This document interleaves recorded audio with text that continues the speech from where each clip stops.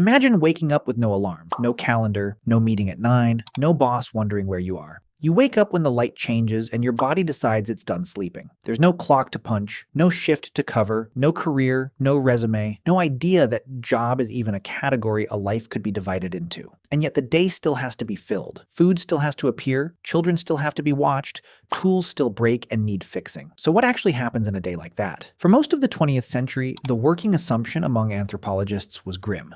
Life before agriculture was pictured as a constant, grinding scramble, every waking hour spent hunting or foraging just to avoid starving, with nothing left over for anything resembling leisure. Then, in 1966, at a symposium in Chicago called Man the Hunter, an anthropologist named Marshall Sahlins stood up and argued the exact opposite. Drawing on fresh fieldwork, especially Richard Lee's research among the Jew/Hoansi of the Kalahari Desert, Sahlins proposed that hunter-gatherers weren't struggling at all. He called them the original affluent society, not because they had more possessions than anyone else, but because they wanted so little that what they had was already enough. Lee's numbers were the evidence behind the idea, and they were startling. Adult men in the group he studied spent around 2.5 hours a day hunting. Women spent a similar amount of time gathering, much of it collecting mongongo nuts, a dense, reliable food source that alone supplied roughly half the group's daily calories. Added up across a week, and Lee found people meeting their basic food needs in somewhere between 12 and 20 hours,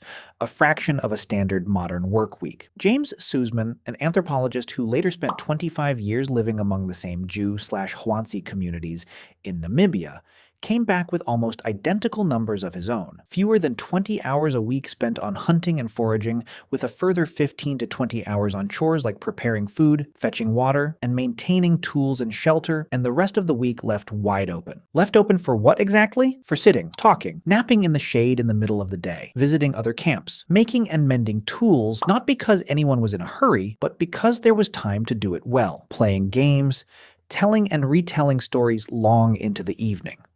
One of the stranger observations to come out of decades of Hadza fieldwork in Tanzania, made by the anthropologist Kristen Hawkes, is how much time adult men in camp actually spend just sitting around, often outright sleeping in the middle of the day, in a way that looks almost bafflingly unproductive if you're judging it by the standards of a modern workplace.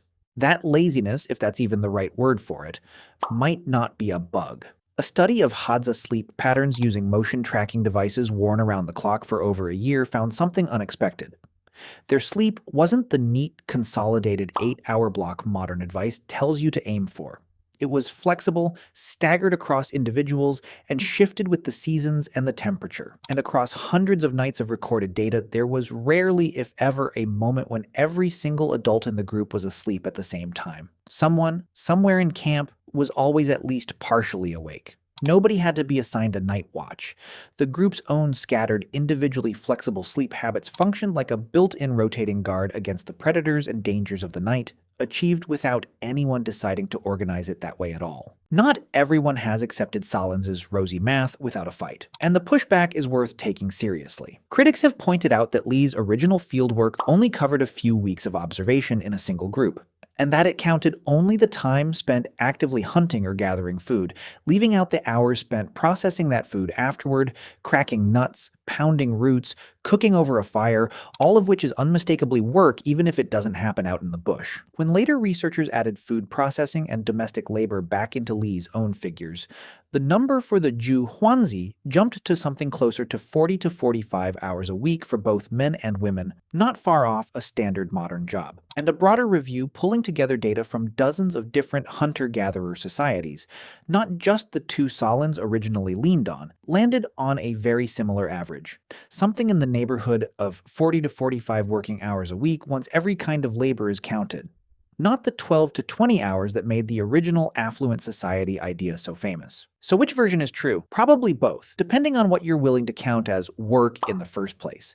And that ambiguity might be the most honest answer available. If work means only the specific act of chasing an animal or pulling roots from the ground, hunter-gatherer life really could look astonishingly light by modern standards, a few hours a day, and then the rest of your time was your own. If work means every task required to keep a group of humans fed, clothed, and safe, including the grinding and cooking and mending that never shows up in a simple headline number. The hours look a lot closer to a regular job, just one with no boss, no clock, and near total control over when and how the work actually got done. And that last part might be the real difference, more than the hour count itself. Nobody was clocking in. There was no fixed schedule dictating that hunting had to start at a certain hour or storytelling had to wait until a shift ended. Work and rest weren't sealed into separate blocks of the day the way they are for most people today. They were woven together, task by task, as the day and the weather and everyone's energy allowed. A morning might blend into an afternoon of napping and gossip without anyone treating that as wasted time, because nothing was being measured against a quota. Anthropologists who study these societies also describe a social structure that made all of this sustainable in a way it wouldn't be for a single modern household living hand to mouth. Meat from a successful hunt wasn't kept by the hunter and hoarded. It was distributed across the entire camp through well-understood sharing customs, which meant a bad day or a bad week. For any one hunter didn't mean hunger for their family, because the group as a whole absorbed the risk. Anthropologists studying groups like the Jew Hoansi and the Hadza have repeatedly described them as fiercely egalitarian, with strong social pressure against anyone accumulating more status, food, or possessions than anyone else. A leveling mechanism that, by most accounts, made the entire idea of working yourself to exhaustion to get ahead almost meaningless, because there was rarely anywhere higher to get ahead to. So what did ancient humans actually do all day with no jobs? Some of it looked exactly like work, hunting, gathering, hauling water, cracking nuts, tending fires, minding children, fixing broken tools. And a genuinely large share of it looked like nothing at all by modern standards, sitting, talking, sleeping in patches through the day and night, playing, visiting, telling the same stories again because telling them mattered as much as anything that could be measured in calories gathered. The boundary between those two categories, work and everything else, may be the real invention here, not something ancient humans lacked, but something later societies built. A line drawn through the day that didn't exist yet, when nobody had a job to go to in the first place.